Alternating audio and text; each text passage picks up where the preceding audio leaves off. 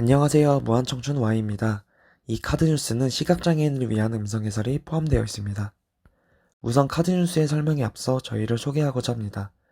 무한청춘 Y 청년 서포터즈는 청소년 활동에 관심 있는 청년들이 모여 청소년 멘토 활동, 청소년 행사, 기획 및 진행, 스터디 활동 등 다양한 활동을 합니다. 저희가 이번 달에 보게 될 주제는 장애인 편으로 장애인과 관련된 잘못된 인식, 청각장애인과 수어, 그리고 베리어 프리에 대해서 소개하겠습니다. 우리가 장애 편견을 만드는 요인은 두 가지 차원이 있습니다. 개인적 차원과 사회적 차원이 있는데, 개인적 차원은 장애에 대한 무관심과 장애인 인식 부족 등이 있습니다. 사회적 차원은 개선 존중보다는 보편 인간 지향인 특성이 있고 강한 동지의식 등이 있습니다. 이러한 편견을 개선하기 위해서의 행동 방법은 뭐가 있을까요? 첫 번째로 도움을 주기 전에 당사자에게 물어보고 행동을 해야 합니다. 상대방의 기분이 상할 수 있기 때문에 제가 도움을 드려도 될까요? 라고 질문을 한 뒤에 동의를 얻고 도움을 드려야 합니다. 두 번째는 장애인을 장애를 가진 집단이 아닌 한 사람의 개인으로 존중해 줘야 합니다.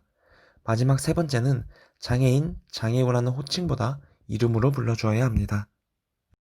그렇다면 우리가 이러한 행동을 보여주어야 하는 장애인 중 청각장애인에 대해 먼저 살펴보겠습니다.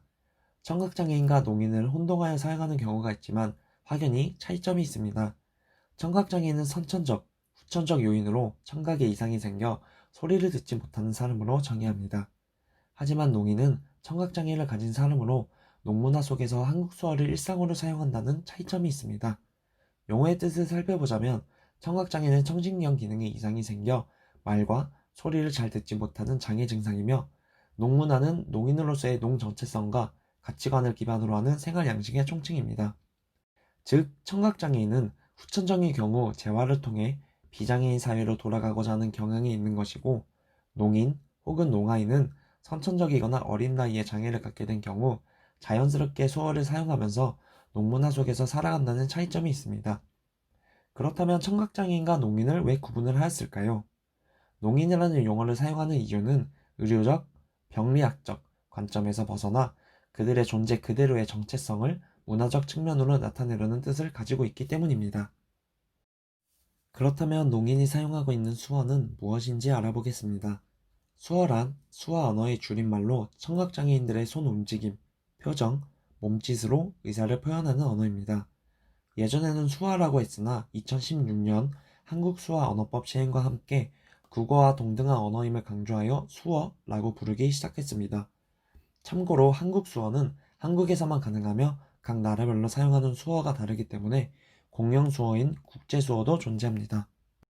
수어와 청각장애인에 대해 더 궁금하신가요? 수화 배우는 만화라는 책과 청각장애인의 일상을 담은 나는 김어걸이다, 라는 웹툰 등을 통해 더욱 자세하고 재밌게 알 수 있습니다. 수어를 배우기 위한 방법에는 대면 강의와 온라인 강의가 있습니다. 한국농아인협회 사이트에서는 대면 강의에 대한 정보를 얻을 수 있습니다. 자신이 살고 있는 지역협회의 홈페이지 또는 전화문의를 통해 강의 일정과 내용 등을 확인하실 수 있습니다. 또한 블로그, 유튜브, SNS 등의 플랫폼을 통해 영상 강의로 도움을 받을 수 있습니다. 현재 운영하고 있는 사이트 중 경기도 지식 사이트에서 수어를 검색하시면 수어의 기본적인 것을 알 수 있는데요.